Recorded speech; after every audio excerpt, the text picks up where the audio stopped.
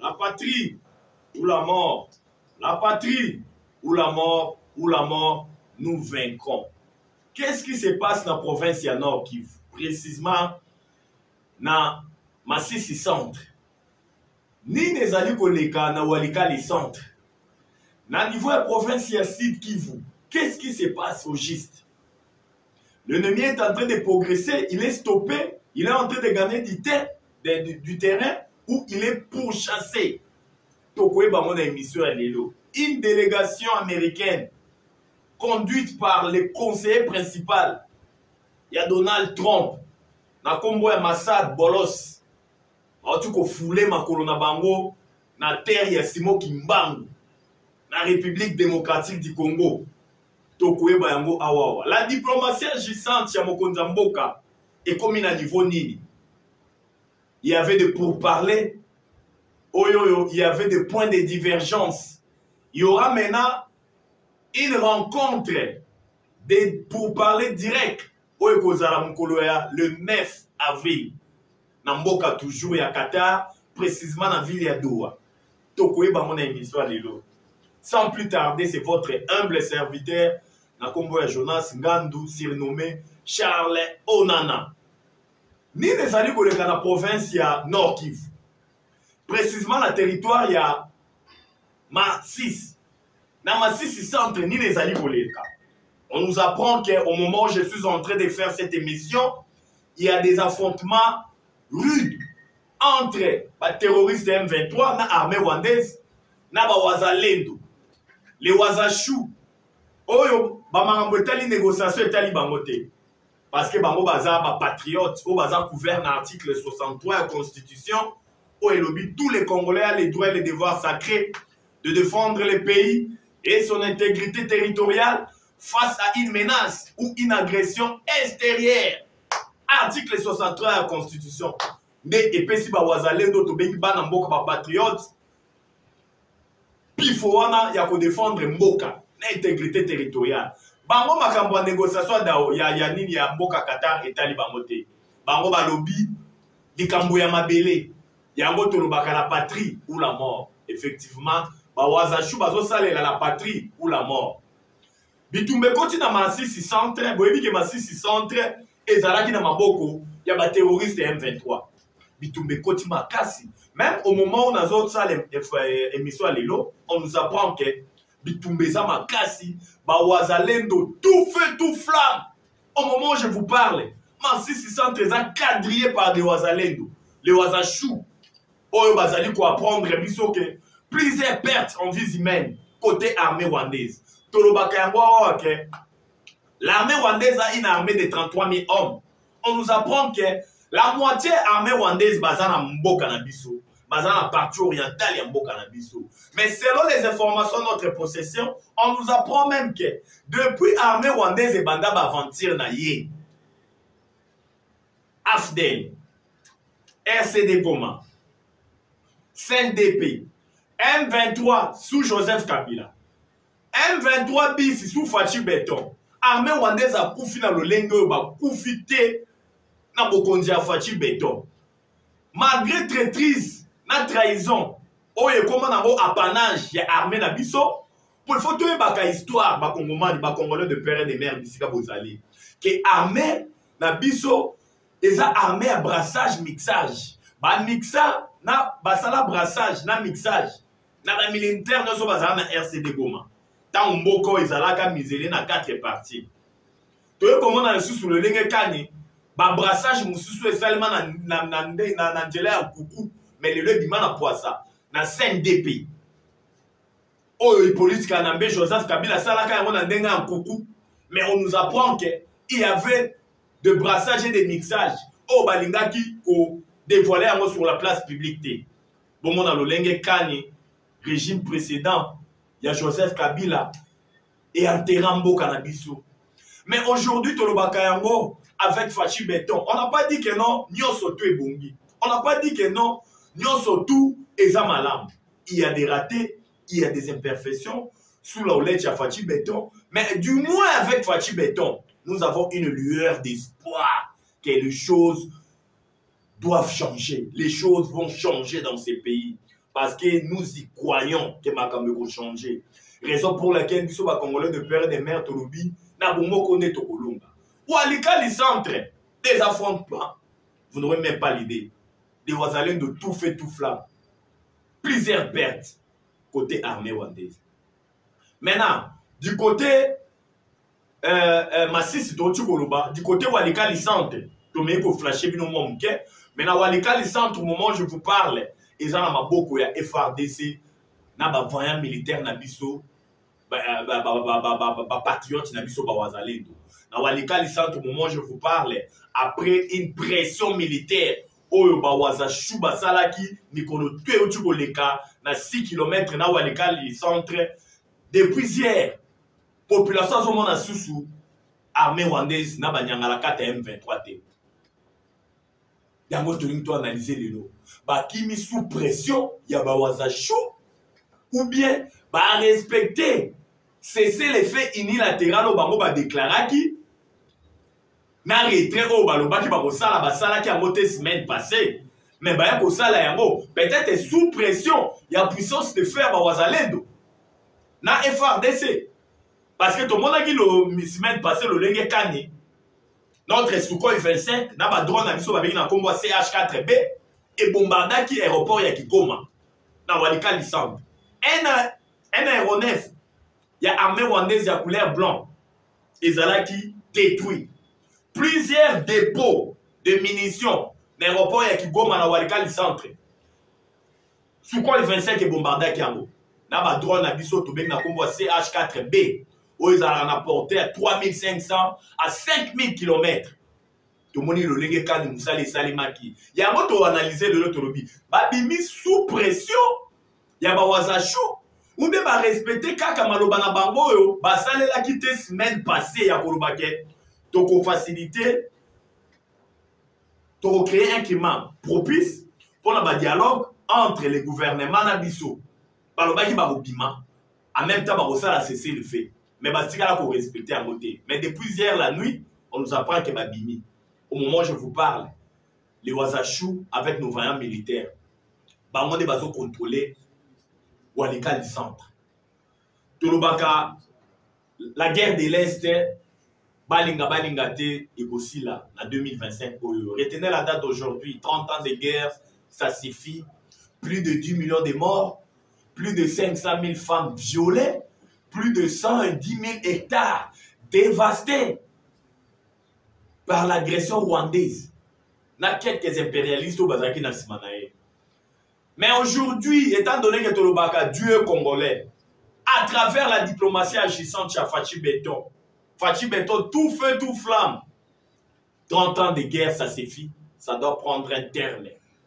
Année 2025, ça sera une année de la Renaissance. Ça sera une année où Mboko est à la debout. Dans la politique, il faut savoir lire les signes du temps. Si vous lisez très bien les signes du temps, dans la politique, nous avons d'abord le plan, nous avons la politique du bâton, c'est-à-dire la guerre, et puis la politique des carottes. Quand on parle de la politique du bâton, c'est-à-dire c'est la guerre. Quand on parle de la politique des carottes, c'est-à-dire c'est la diplomatie. Regardez la carotte, ils ont d'où, hein? C'est la diplomatie. Fachi Béton avait misé dans deux options. La guerre et puis la diplomatie. Mais on s'était rendu compte que du côté guerre, ça titibé. Il y avait un ça ne va pas étant donné qu'il y avait trop des infiltrés et la traitise. Où ils allaient qui monnaie courante dans la armée na biso. Mais Fachi Béton attend la vie non. To fungola mena volet diplomatique. Félin. Oh il na yango Herman Cohen. Félin. Azo beta on dit azo beta te. Azo kende on dirait azo kende te. Ndekamayele. Raison pour laquelle tout le monde est lelo. Côté diplomatie agissante et produit un résultat escompté. Oh lelo Fachi Béton a un modèle. le président Belé va s'inspirer à travers sa diplomatie agissante. Raison pour laquelle vous allez remarquer Kagame aux abois, essoufflé, asphyxié. Azoé Basouté, à quel sens c'est voué? Raison pour laquelle a commis qu'on bavarder, qu'on pérorer, qu'on pleurnicher matin, midi, soir. Bomoni Lolenge Kani, les lois et Rwanda des a isolés dans les concerts des nations. Rwanda les lois Azali sur le plan diplomatique fragilisé. Rwanda a qui Tshisekedi loko là un démagogue. Azwa qui loko la Pakebo. Mais bah Rwanda na président na bango le sanguinaire Paul Kagame bah il faut comprendre que Tshisekedi a fait là. Bah sous-estima qui est. Mais les lois Bamoni Lolenge Kani, Tshisekedi a isolé Rwanda sur le plan diplomatique. Bah aide militaire au Rwanda bazoaka à travers le monde. Na diplôme na nini na génocide rwandais na ye o ba célébrer yango le 7 awa. Lolenge Kani ba superpuissance nyonso. Na ba pays nyonso occidentaux ba kati ko pesa le meilleur. Balance commerciale rwandais. Allez consulter Doing Business. Vous allez comprendre que la balance commerciale rwandaise en chute libre. Franc rwandais n'en parle même pas. En chute libre. Au moment où je vous parle, l'économie rwandaise est à cause dégringolée. Au moment où je vous parle, l'économie rwandaise est à réaliser les sous par résultat escompté. Prévenez que plusieurs projets sociaux au niveau de Rwanda, au moment où je vous parle, aux arrêts, pas financement exaté. La paix a changé de côté. Dieu congolais. 30 ans de guerre, ça suffit. Et le Banango, écrivain politologue camerounais, Nakombo Charles Onana. Oualoba, Holocauste au Congo. L'omerta de la communauté internationale, sacrifice au Congo, et puis la loi du silence. Mais la loi du silence, Wana, qui est caractérisée par les Occidentaux, par les impérialistes, les Lonamaye, wow. Rétro-pédalage total. Le Congo aujourd'hui est debout à travers Mokonzamboka. Tolobakayango, Ezaki Djale Loté. La Bible nous dit tout pouvoir vient de Dieu. Si aujourd'hui Fachi Béton, Azamo Konzamboka, parce que c'est Dieu qui a voulu qu'il soit là avec une mission, on l'a apprécié pour le Congo. Mais au moment où les Congolais mingi, pas comprendre rater que le pouvoir est au territoire de Zambé. Tout dans la Bible. Il y a ce qu'on a mis dans beaucoup, dans la Bible. Il y a un autre qui a Congolais de père et de mère, surtout. Tolingam papa mokonza ekolo nzamba pesi biso. Tozala simanaye. Tolo bakamaluba malamu pona mboka na biso. Abat le tribalisme. Abat les propos excitants la xénophobie, c'est-à-dire la haine tribale. Parlons du Congo, car le Congo c'est notre dénominateur commun. Le Congo appartient aux Congolais. Aujourd'hui nous sommes errés parce que partout où on est en train de parler du Congo, les Congolais sont là. Contrairement au régime précédent, partout on parlait du Congo, les Congolais n'étaient pas là. C'est ça la différence, raison pour laquelle tout le Banabomoko tout le monde. Une délégation américaine, les lobaniati makolo na bango na mboka na biso. Baye ko sala nini? Oyebi ke mokonza mboka Fachi Béton azwa ki temps pour réfléchir na insécurité où ils en a partie orientale. Azwa ki temps pour réfléchir le lenge kani des groupes armés baza ko bota maloko masango. Atali alobi non. Tout ce qui se passe dans la partie orientale, ce sont des multinationaux, des impérialistes, avec le pays frontalier, autrement voisin internet. Le fait c'est que les ressources minières en complicité avec les occidentaux, avec les impérialistes, on n'aura pas la paix. Le chef de l'État avait jugé utile, avait jugé bon de nouer une relation. Il y a partenariat.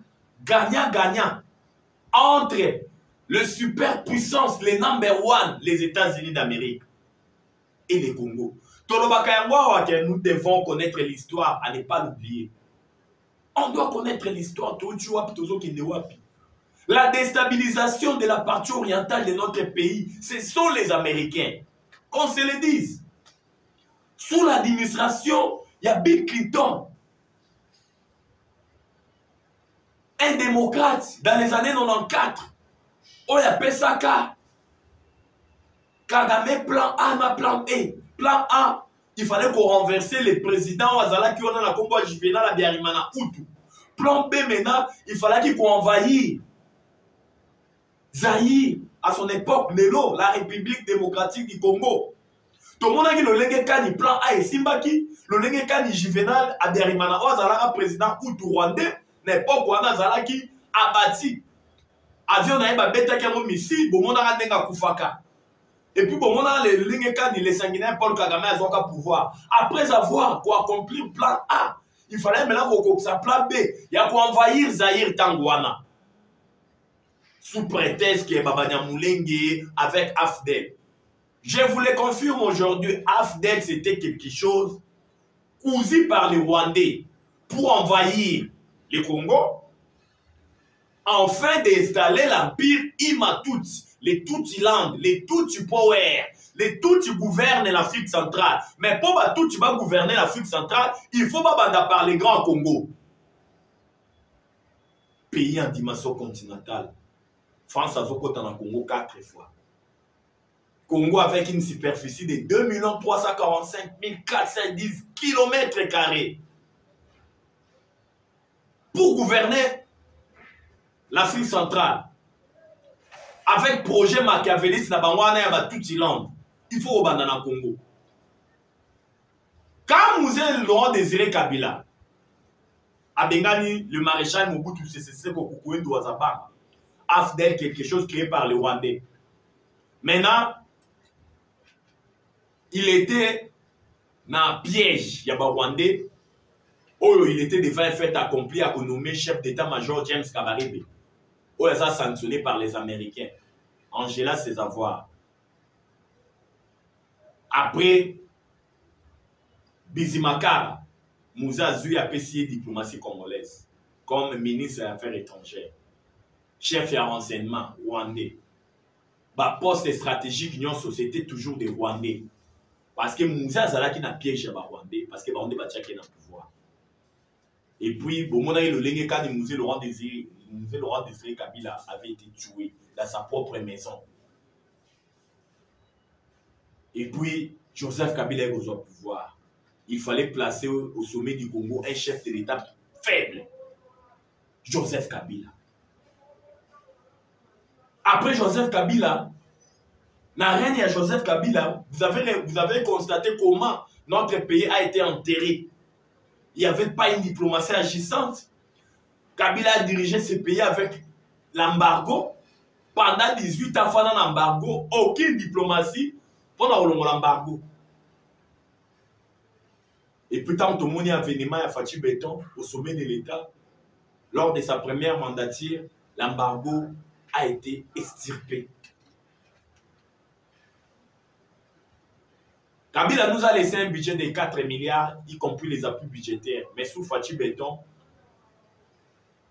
en 2025, le Congo a un budget de 18 milliards de dollars.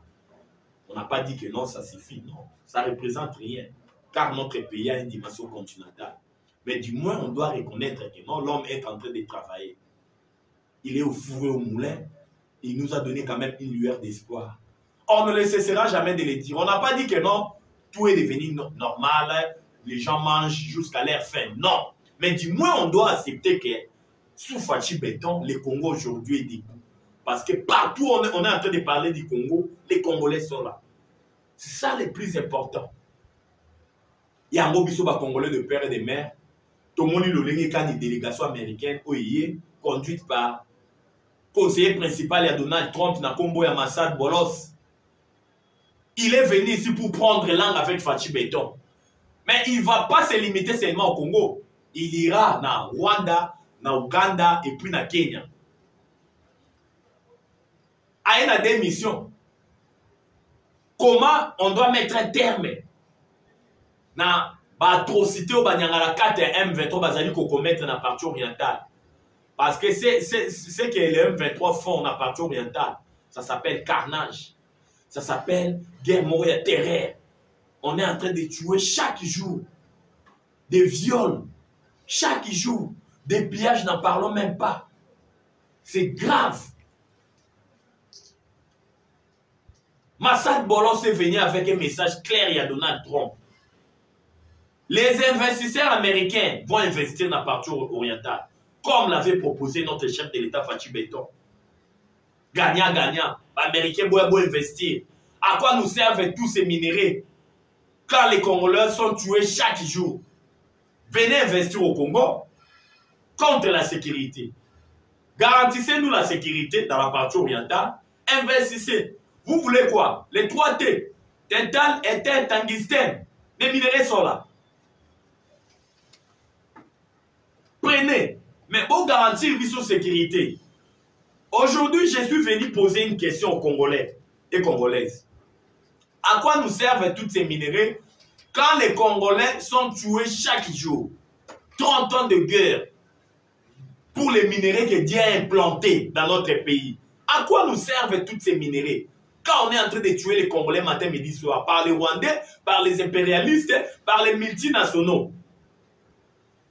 Na début année, autofunda qui même Apple, au babengi Apple, géant américain, au hasard de fortune, il y a plus de 3000 milliards. Tofundi Apple, et pas ambassadeur na biso to bengi Robert à Amsterdam. Parce que Apple chaîne à commande naé, chaîne à approvisionnement naé. D'après les informations de notre possession, Bawande va te battre que la Rabango.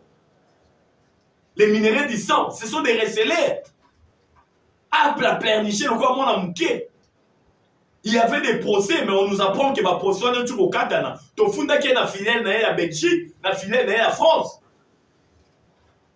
C'est là pour la suffisance que nous, aujourd'hui, du moins, on peut compter avec l'actuel chef de l'État à travers sa diplomatie agissante. Facha a osé Sikoba, chef de l'État, il a osé. Kofunda, géant américain en Congo, Apple. Ce n'est pas une mince affaire. Oh, ça, c'est l'Arabie Saoudite, iPhone 10. Les Américains viendront maintenant investir dans la partie orientale et en Abisso. Massad Bolos a échangé dans Fachi Beton, Bakolobela Mambotali, investissement américain, Bakolobela Makambotali, la paix dans l'Est et en Abisso. Alors, tu vois comment on a délégation na ye? Parce que Tolanda qui l'olenge kani bakosa ki biso ke Uni Jackson oya yaki awa balobaki azalaki envoyé spécial à Donald Trump Kadiosha faux et archi-faux. Azaleka membre ya congrès ayaki tourisme na ye, mais chose grave et étonnante, même la chaîne nationale RTNC zolobake Uni Jackson a envoyé spécial à Donald Trump. Ota Lukuta, oh, même la chaîne nationale et Bukaki. Mais Azalaki n'a un membre kaka ya congrès. Mais cette fois-ci maintenant, Tokoyamba maintenant, Toyambi Lelo, envoyé spécial, conseiller principal à Donald Trump na Kombo ya Bolos, Massad Bolos, Oyaye Awawa, Agosura na Mokonja Mboka, Fachi Beton, Aokene na Mboka Uganda, na Mboka ya Rwanda, Akosugisa na Kenya, pour parler maintenant de la paix. Mais avec un agenda spécial dans le Congo parce que il va prendre de langue avec Fachi Beton. Par le Bélamambotali investissement. Ça peut préparer maintenant au Kenya Fachi Beton en Mboka, dans le pays à Oncle Sam, les États-Unis d'Amérique. Vous savez que le chef de l'État se rendra, si tout va bien, au mois d'avril, aux États-Unis d'Amérique pour prendre langue, pour échanger, pour signer d'une manière officielle. Partenariat gagnant-gagnant. Oh, il y a des minéraux stratégiques, des minéraux rares. Oh, comment on a mokili mobimbaté, mais à la République démocratique du Congo. Quand on parle des 3T, dental et tungstène, ce sont des minéraux stratégiques. Dans Katang, aujourd'hui, on parle de la germanium. La germanium, au Congo, on a 4 mboka. Tu peux trouver la germanium dans Mongolie, dans Russie, dans Chine. Et puis 30% de germanium, il y a réserve mondiale. Ça ne se trouve qu'en République démocratique du Congo. Pays solution. Raison pour laquelle on moni ba super puissance nyonso ba koti likambo Congo. Bolanda ki na mikolo tu koleka, réunion munene salemaki, il y a G7. Il y a des pays les plus industrialisés. L'olenge kani balobeli pour na Congo. L'olenge kani basengi na ba militaire rwandais. Batika Congo. L'olenge kani basengi na M23. Babi bana bisika tout bazali ko occupé na Congo. La diplomatie agissante. La paix a changé de côté. Dieu congolais. Moi je pressens que avant aussi du Sano Bitumba Est aussi. Bisika boza bolo ba amen. Bitumba aussi là. Il dit que abonné à Congo Flash, vous êtes bien pour l'Arabiso. C'est la chaîne Oyo et puis ça va information sur vérifiable, crédible. Dans un moment propice. Et là, étant donné que Oyo et l'Obilaka, Malobaya, Makamboya Mboka. Mboke la ki ndenge nini, Mboke la muka ki ndenge nini. Tout ça là pour dans l'Oloba. Tout le pour l'amour du Congo, etc. Car le Congo, c'est notre dénominateur commun. C'est le pays de nous. C'est le pays de nos aïeux. Il faut tout le la Congo. Tout ça, toujours dans la délégation américaine, si tout va bien, on nous apprend que peut-être Lelo ou bien Lobby, on a la réussi par les chefs de l'État Fachi Béton. On a Kolobi la Makambouya paix dans la partie orientale et puis Kolobi la Makambouya investisseurs américains au Baboya, américains au Baboya. Pour investir dans la partie orientale, il y a Mokanabiso. Toujours car la même ordre d'idée, il y a des Congolais, Congo a bien un scandale géologique. Quand on parle de scandale géologique, Minde va Congo le la réserve. Réserve mondiale au Baroya pour préserver la minérale des Badiki. Dans ma kilé à Congolais. Mais Biloko a aussi là, no yo. Parce que beaucoup de mboka na biso atambisa ki makanisi na ya atali lobiti sécurité à partie orientale américain bayen ayebi le pourquoi comme miti na niveau ana parce que na ba super puissance autoza na bango na mokilo bino boyebi la Russie et la Chine hypocrisie ça là qui makasi soko tali même la Russie on comprend que Baris représentant la banque conseil de sécurité. A comment dit Koloba même que les Camboya Congo na Rwanda des Camboya frontière. Alors que tous en bango ba corps il y a défense où ils ont la gestation ils ont pas pour parler. Tout le monde a dit que bazalaki na biso na hypocrisie. Aux yeux ba chinois to bengi bango ba partenaire priorité. Ba américain to bengi ba partenaire stratégique. Et privilégié, américain privilégié, Paris to benga ki bango ba partenaire stratégique. Mais pas ba chinois to ba ki baza ba partenaire prioritaire. Bango de baza ki na priorité. Mais basala ki na biso j'ai atomé géri. Hypocrisie zala au rendez-vous. Bref aneke. Ba chinois ba teki biso ba drone o ba benga na kombo CH4B. O ils en a porté à 3500 5000 km. Mais kaka ba chinois ba ke ko teki la ba rwandais ba ti drone. Baton na biso oyo to commanda ki ambalo ezalaki 6 mais na zwe sabino ke mibale M23 ko ici yango pour armée rwandaise somba ki banti drone et pas ekaka ya ba chinois otala gea tuku na nya o ba chinois bazo mema biso de to fandi totali to lobi non mieux faux to ke ne pas ba américain bango bato babanda ko déstabiliser partie orientale ya mboka na biso baluka lolenge kanya ko sidisa o bango babandaki. Raison pour laquelle biso le lot surnommé Fachi Béton dès qu'il y a Mayele. Azana mission, azana mandat de pour l'embourg à la biso. C'est un humain, il partira un jour, mais le Congo restera. Le Congo c'est notre dénominateur commun, le Congo appartient aux Congolais. Toloba kamaloba malamu pour l'embourg à la biso. Puis ali mboka moko nzamba pesi biso. Muluba muswahili mungala soyons unis. Pour tous obé na mboka moko. Abat les propos excitants à la xénophobie, abat les propos excitants à la haine tribale. Il y a Kolobezala qui est bébé, vous dites que Congo Flash, c'est un problème, il y a Bonga, Bonga.